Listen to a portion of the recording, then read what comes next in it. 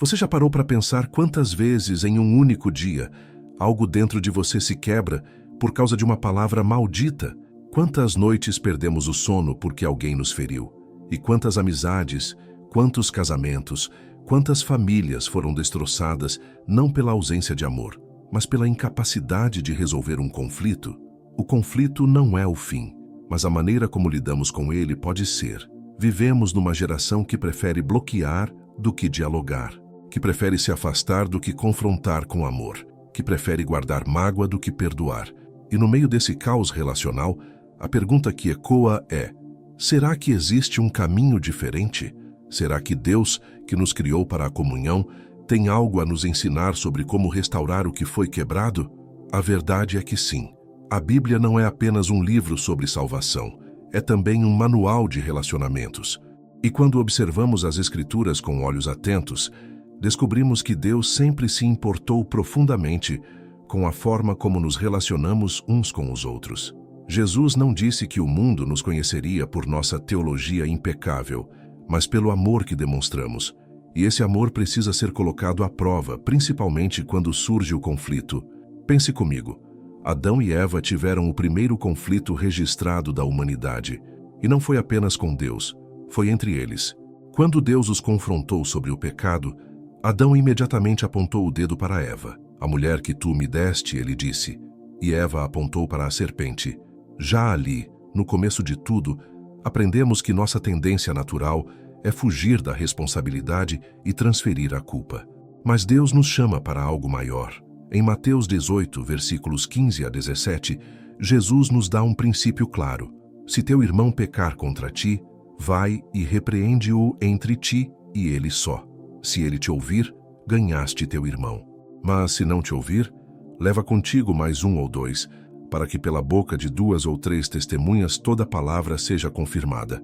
E se não os escutar, dize-o à igreja. Repare na sabedoria desse processo. Jesus não diz para você expor o erro da pessoa nas redes sociais. Não diz para você espalhar fofoca. Não diz para você guardar rancor. Ele diz, vá diretamente à pessoa. Mas por que é tão difícil fazer isso? Porque confrontar com amor exige humildade. Exige que você reconheça que talvez você também tenha errado. Exige que você se despoje do orgulho e busque a restauração, não a vingança. Eugene Peterson, conhecido por sua tradução da Bíblia chamada The Message, uma vez escreveu que a vida cristã não é sobre ter razão, mas sobre estar reconciliado. E essa é uma verdade que precisa descer do nosso intelecto para o nosso coração. Pense no apóstolo Paulo. Ele teve um conflito sério com Barnabé, registrado em Atos 15. A discussão foi tão intensa que eles se separaram.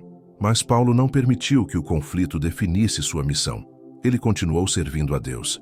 E mais tarde, em suas cartas, ele escreve princípios profundos sobre como lidar com desavenças. Em Efésios 4, versículo 26, ele diz: Irai-vos e não pequeis. Não se ponha o sol sobre a vossa ira. Repare que Paulo não diz que você nunca pode ficar com raiva. Ele diz que você não pode deixar essa raiva se transformar em pecado. Não deixe o sol se pôr sobre sua ira. Isso significa, não deixe o conflito se arrastar. Não alimente a amargura. Francis Chan, um pastor americano conhecido por sua paixão pela igreja, ensina que muitos conflitos permanecem porque esperamos que a outra pessoa dê o primeiro passo. Mas Jesus nos chama para sermos os primeiros. Mesmo que você seja a vítima, mesmo que você tenha razão, você é chamado a buscar a paz. Romanos 12, versículo 18 diz: Se for possível, quanto depender de vós, tende paz com todos os homens. Repare, quanto depender de vós. A responsabilidade de buscar a paz começa em você. Agora, vamos falar sobre algo que poucos querem ouvir. Em Mateus 7, versículos 3 a 5, Jesus usa uma imagem poderosa. Porque vês tu o argueiro no olho do teu irmão, e não reparas na trave que está no teu olho?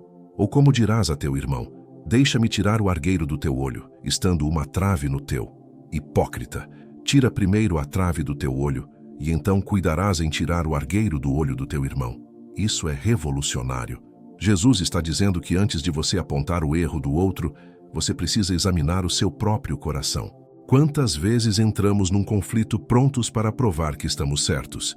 Quantas vezes levantamos a voz, interrompemos, atacamos. E no final, o que ganhamos? Uma discussão vencida, mas um relacionamento perdido. Provérbios 15, versículo 1 diz: a resposta branda desvia o furor, mas a palavra dura suscita a ira. Sua forma de falar importa. Seu tom importa. Suas palavras têm o poder de construir pontes ou cavar abismos. John Piper, teólogo e pastor americano, frequentemente ensina sobre o que ele chama de hedonismo cristão, a ideia de que Deus é mais glorificado em nós quando estamos mais satisfeitos nele. E quando estamos satisfeitos em Deus, não precisamos vencer toda discussão. Não precisamos estar sempre certos, porque nossa identidade não está em ganhar argumentos, mas em sermos amados por Deus. Vamos mais fundo. Tiago 3, versículos 13 a 18, fala sobre dois tipos de sabedoria.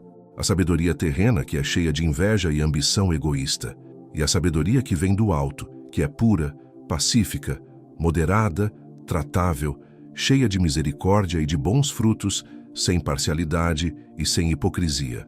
Essa sabedoria celestial não busca ter razão. Ela busca fazer a paz. E a Bíblia diz que o fruto da justiça semeia-se na paz, para os que exercitam a paz. Imagine um casamento, dois corações que um dia se prometeram amor eterno, mas com o tempo as feridas foram se acumulando. Palavras duras, silêncios frios, ressentimentos guardados. E agora, quando surge um conflito, não é mais sobre o problema presente, é sobre tudo que foi acumulado. Tim Keller, pastor e teólogo que dedicou anos ao ministério em Nova York, escreveu extensivamente sobre casamento. Ele ensina que todo casamento é entre dois pecadores, dois egoístas aprendendo a morrer para si mesmos. E quando um conflito surge, o caminho não é exigir mudança do outro, é começar mudando você mesmo. Colossenses 3, versículos 12 a 14, nos dá uma receita. Revesti-vos, pois, como eleitos de Deus, santos e amados, de entranhas de misericórdia, de benignidade, humildade, mansidão, longanimidade, suportando-vos uns aos outros e perdoando-vos uns aos outros, se alguém tiver queixa contra outro. Assim como Cristo vos perdoou, assim fazei vós também. E sobre tudo isto, revesti-vos de caridade, que é o vínculo da perfeição. Perceba a ordem: misericórdia, bondade, humildade, paciência. E então, perdão. E sobre tudo isso, amor. Mas como fazer isso na prática? Como aplicar essas verdades quando a dor é real, quando a raiva queima, quando o orgulho grita dentro de você? Aqui está a virada. Você precisa entender que resolver conflitos de forma bíblica não é sobre você ser forte. É sobre você ser fraco o suficiente para depender de Deus. É sobre você reconhecer que sozinho você não tem a capacidade de perdoar, você não tem a capacidade de amar o inimigo, mas em Cristo você tem. Considere o exemplo supremo: Jesus na cruz. Ele foi traído, abandonado, açoitado, humilhado. E no auge do sofrimento, ele olha para aqueles que o crucificaram e diz: Pai, perdoa-lhes, porque não sabem o que fazem. Se Jesus, em meio à maior injustiça da história, escolheu o perdão, quem somos nós para nos agarrar aos nossos ressentimentos? Aqui está a aplicação prática. Quando você estiver em um conflito, antes de reagir, pause, respire, ore, peça a Deus para acalmar seu coração. Depois examine-se. Será que você contribuiu para esse conflito de alguma forma? Será que há orgulho no seu coração? Em seguida, vá à pessoa com humildade, não para atacar, mas para entender. Use frases como: eu sinto que... me ajude a entender. Eu gostaria que nós pudéssemos. E se a pessoa não responder bem? Se ela te atacar de volta? Aí você precisa decidir se vai responder na carne ou no espírito. Gálatas 5, versículos 22 a 23 diz: o fruto do Espírito é caridade, gozo, paz, longanimidade, benignidade, bondade, fé, mansidão, temperança. Contra essas coisas não há lei. Quando você responde com paciência e bondade, mesmo diante da hostilidade, você não está sendo fraco, você está sendo poderoso, porque você está refletindo Cristo. Às vezes, a resolução não virá imediatamente. Às vezes, levará tempo, mas enquanto você espera, Não permita que a amargura cresça. Hebreus 12, versículo 15 nos adverte: olhando diligentemente, que ninguém se prive da graça de Deus e que nenhuma raiz de amargura brotando vos perturbe, e por ela muitos se contaminem. A amargura é como um veneno que você toma esperando que o outro morra. Ela destrói você por dentro. Não dê espaço a ela. Augustus Nicodemos, teólogo brasileiro respeitado, frequentemente ensina que muitos conflitos na igreja poderiam ser evitados se as pessoas simplesmente aplicassem Mateus 18. Se conversassem diretamente umas com as outras, ao invés de espalhar fofocas e formar panelinhas. A igreja é chamada para ser um reflexo do reino de Deus. E no reino de Deus não há espaço para divisão. Pense na parábola do servo impiedoso em Mateus 18. Um homem devia uma fortuna ao rei, uma dívida impossível de pagar. E quando ele implorou por misericórdia, o rei cancelou toda a dívida. Mas esse mesmo homem saiu e encontrou alguém que lhe devia uma quantia pequena. E ele agarrou o homem pelo pescoço e exigiu pagamento. Quando o rei soube, ele ficou irado e entregou o servo aos verdugos. Jesus termina a parábola dizendo: assim vos fará também meu Pai Celestial, se do coração não perdoardes, cada um a seu irmão. A mensagem é clara: você foi perdoado de tanto. Como pode recusar perdoar ao outro? A vida é curta demais para viver em conflito. É curta demais para carregar fardos de ressentimento. É curta demais para deixar que o orgulho destrua relacionamentos que Deus te deu. Provérbios 19, versículo 11 diz: a sensatez do homem detém a sua ira, e é glória sua o passar por cima da transgressão. Passar por cima não significa fingir que nada aconteceu. Significa escolher não se apegar à ofensa. Significa liberar a pessoa da dívida emocional que ela tem com você.